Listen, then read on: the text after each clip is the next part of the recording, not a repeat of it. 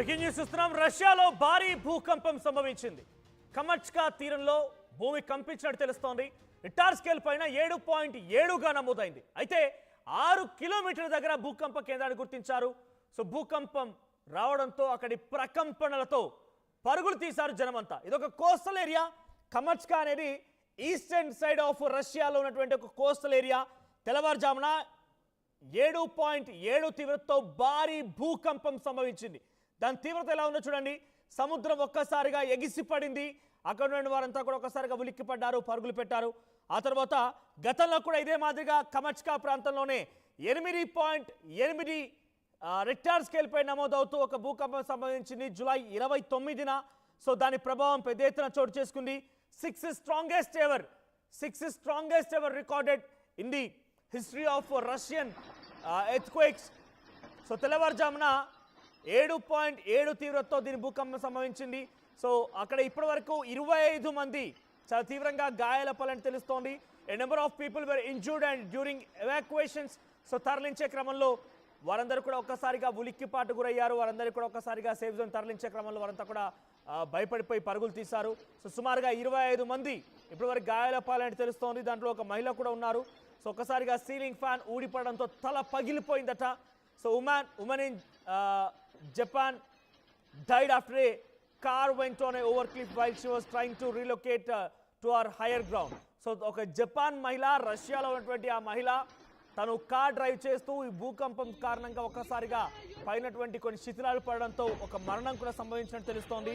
So ప్రస్తుతానికి 7.7 తీవ్రతతో coastal ఏరియాలోని రష్యాలో eastern side of రష్యాలో ఈ భూమి కంపించినట్టు తెలుస్తోంది.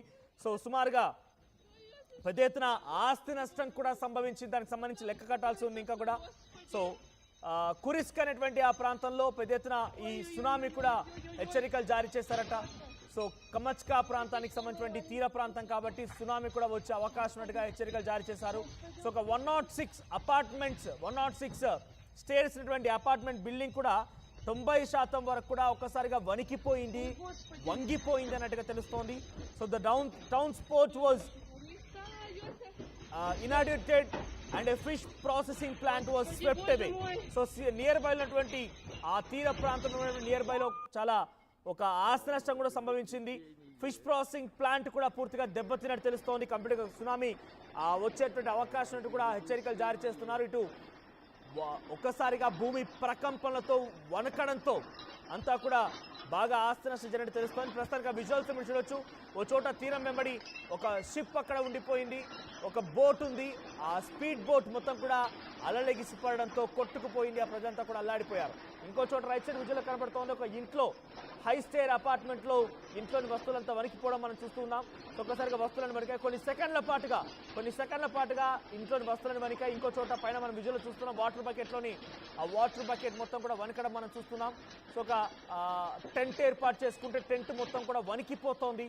సో నియర్ బై కోస్టల్ రీజియన్లో కాబట్టి దీని ప్రభావం ఇంకా ఉండే అవకాశం తెలుస్తోంది. ఇప్పుడే జరిగింది కాబట్టి సంఘటన ఇంకా రష్యన్ అధికారులు, రష్యాకు సంబంధించినటువంటి అక్కడి ప్రభుత్వం ఇంకా దీనికి సంబంధించి ఎటువంటి తీవ్రమైన ఆస్తి నష్టం జరిగింది, ప్రాణ నష్టం జరిగిందని ఇంకా వెల్లడించలేదు. సో ఇప్పుడు అప్డేట్స్ అందుతున్నాయి. ఏదేమైనా రష్యాలో గత జూలైలో 8.8 తీవ్రతతో భూకంపం నమోదైంది. ఇప్పుడు 7.7 తీవ్రతతో 6 కిలోమీటర్ల దగ్గర భూకంపం నమోదైంది.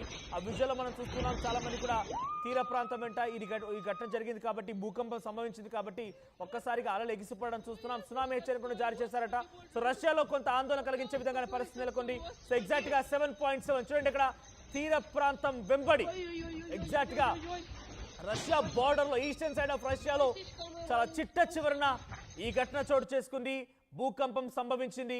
సో దీని ప్రభావంతో సముద్రం కూడా కొంత అలలు ఎగిసిపడుతూ ఉన్నాయి.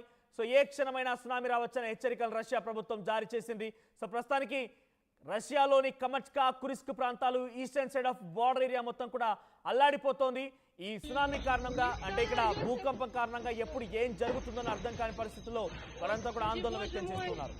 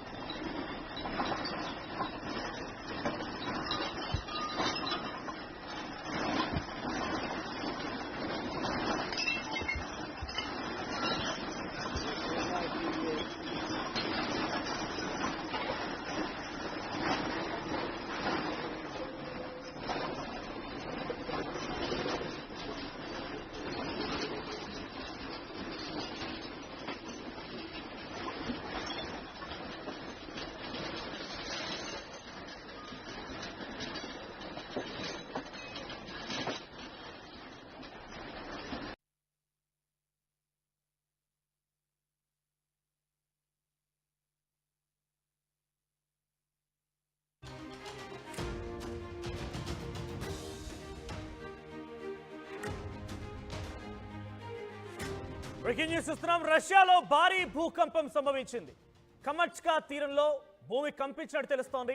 రిక్టార్ స్కేల్ పైన 7.7గా నమోదైంది. అయితే 6 కిలోమీటర్ల దగ్గర భూకంప కేంద్రాన్ని గుర్తించారు. సో భూకంపం రావడంతో అక్కడి ప్రకంపనలతో పరుగులు తీశారు జనమంతా. ఇదొక కోస్టల్ ఏరియా. కమచ్కా అనేది ఈస్టర్న్ సైడ్ ఆఫ్ రష్యాలో ఉన్నటువంటి ఒక కోస్టల్ ఏరియా. తెల్లవారుజామున 7.7 తీవ్రతతో భారీ భూకంపం సంభవించింది.